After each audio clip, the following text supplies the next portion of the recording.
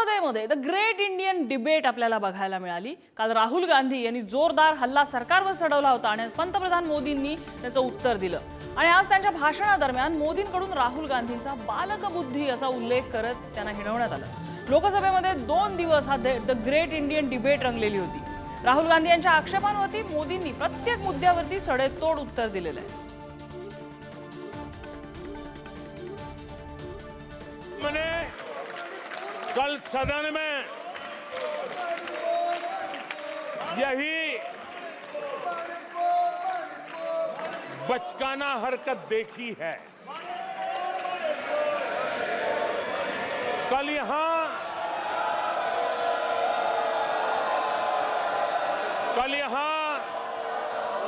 बालक बुद्धि का विलाप चल रहा था। मुझे मारा गया, मुझे इसने मारा, मुझे उसने मारा, मुझे यहां मारा, मुझे वहां मारा, ये चल रहा था। आदरणीय सभापति जी, सिंपैथी हासिल करने के लिए ये नया ड्रामा चलाया गया है।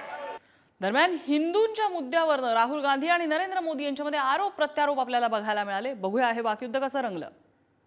लोग अपने आप को हिंदू कहते हैं, वो 24 घंटा हिंसा हिंसा हिंसा, नफरत नफरत नफरत, असत्य सत्य असत्य।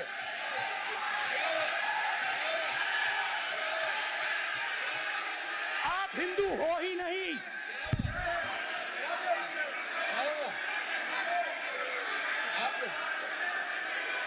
Just get me that picture of Shiva.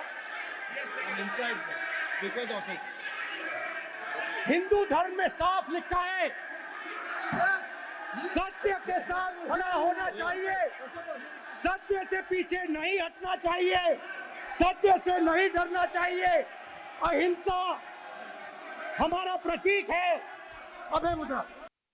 ये वो लोग हैं जिन्होंने हिंदू आतंकवाद ये शब्द गढ़ने की कोशिश की थी। इनके साथी हिंदू धर्म को उसकी तुलना डेंगू, मलेरिया ऐसे शब्दों से करें और ये लोग तालियां बजाएं, ये देश कभी माफ नहीं करेगा। आणि पुन्हा एकदा आमचे दिल्लीचे प्रतिनिधी शिवाजी काळे यांच्याकडे जाऊया। Shivaji, the great Indian debate 2 दिवस सगळ्या भारताने संसदेमधून बघितलेली आहे। आज पंतप्रधान नरेंद्र मोदी यांचं भाषण पाहायला मिळालं आणि तिसऱ्या टप्प्यातील मोदी यांचं हे भाषण पहिलं भाषण म्हणावं लागेल आणि त्यांनी पुन्हा एकदा विकासाच्या मुद्द्यावरती आपण जाणार आहोत असं सांगितलेलं आहे। हिंदूंनी विचार करावा, हा योगायोग आहे की हिंदूंचा अपमान आहे, याविषयी ते देखील बोलले। मात्र ज्या पद्धतीने मोदी यांचं भाषण सुरू असताना मणिपूर आणि त्यांना न्याय द्या अशा पद्धतीच्या घोषणा ज्या होत्या विरोधकांकडनं सुरू होत्या, अशा परिस्थितीमध्ये पंतप्रधान नरेंद्र मोदी यांना 2 वेळेस थांबावं लागलं आणि हिंदू सहिष्णू आहे असं देखील पंतप्रधान नरेंद्र मोदी यांनी आजच्या भाषणात म्हटलेलं आहे। पंतप्रधान नरेंद्र मोदी यांनी राहुल गांधी हे देशाचे विरोधी पक्ष नेते आहेत लोकसभेचे, त्यांना बालिश बुद्धी असं म्हटलेलं आहे। जगातील सगळ्यात मोठी लोकशाही आहे, त्या देशाचे पंतप्रधान नरेंद्र मोदी आहे आणि त्याची लोकसभेची संसद असलेले विरोधी पक्ष नेते राहुल गांधी यांना आज पंतप्रधान नरेंद्र मोदी यांनी बालिश बुद्धी म्हटलंय। त्यासाठी त्यांनी लहान मुलांची 3 उदाहरणं जी आहेत ती साधारणपणे दिलेली आहेत।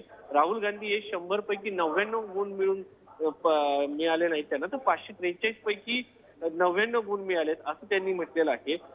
एक सगळ्यात महत्वाचं म्हणजे दुसरा एक सांगायचं असं होतं की लोकांना भ्रमित केलं जात आहे, या संदर्भात देखील त्यांनी भाष्य केलं। शोले चित्रपटाचं उदाहरण जे आहे त्यांनी या ठिकाणी मोदींनी दिलं होतं। तर एकंदरीत पाहता मोदींनी राहुल गांधी यांच्यावरची संधान साधण्याचा प्रयत्न केला हो. हे आपल्याला पाहायला मिळालं. मात्र विकासाचे मुद्दे देखील पंतप्रधान नरेंद्र मोदी यांनी मांडले. ते म्हणजे भारताची डिजिटल पेमेंटची प्रणाली जगामध्ये कशा पद्धतीने श्रेष्ठ होते, ग्रीन हायड्रोजनची उदाहरणं मध्ये भारताने कशी प्रगती केलेली आहे, खासगी क्षेत्रात भारताने कशी प्रगती केली आहे, विद्यार्थ्यांच्या हो भविष्याच्या संदर्भात अगदी कशा पद्धतीने विकासाच्या भारत सरकार मुद्द्यांवर प्रयत्न ते करते. बोललेच. मात्र काल राहुल गांधींनी ज्या ज्या मुद्द्यांवर बोट ठेवलेलं होतं ते प्रत्येक मुद्द्यांवरती आज मोदींनी सडेतोड उत्तर दिलेलं आहे. शिवाजी, धन्यवाद या सगळ्या विश्लेषणाबद्दल. आणि अग्निवीर योजनेवरून सुद्धा काल राहुल गांधी यांनी हल्लाबोल केला होता आणि आज मोदींनी आज संसदेतल्या आपल्या भाषणात त्यावर उत्तर दिलंय. हिंसा, नफरत, माइनॉरिटीज के खिलाफ, मुसलमानों के खिलाफ, सिखों के खिलाफ, क्रिश्चियंस के खिलाफ, तो किसानों में आपने डर डाला, भय डाला, महिलाओं में महंगाई, गैस सिलेंडर, सेना में अग्निवीर, हर व्यक्ति के लिए आप लोगों ने भय का कोई ना कोई पैकेज दिया. जहां भी ये देखते हैं ये सोचते हैं कि भाई भय कैसे पैदा करें. कल अग्निवीर को लेकर सदन में झूठ बोला गया. कल यहां भरपूर असत्य बोला गया कि एमएसपी नहीं दिया जा रहा. अध्यक्ष जी, संविधान की गरिमा से खिलवाड़ ये सदन का दुर्भाग्य है. सदन में शुरू हुई झूठ की परंपरा पर कठोर कार्रवाई करेंगे. ये देशवासियों की भी और इस सदन की भी अपेक्षा है. आणि याच द ग्रेट इंडियन डिबेट बद्दल बोलण्यासाठी आपल्यासोबत भाजपचे राष्ट्रीय प्रवक्ते प्रेम शुक्लाजी आहेत. प्रेम शुक्लाजी, स्वागत आपलं पुढारी न्यूजमध्ये.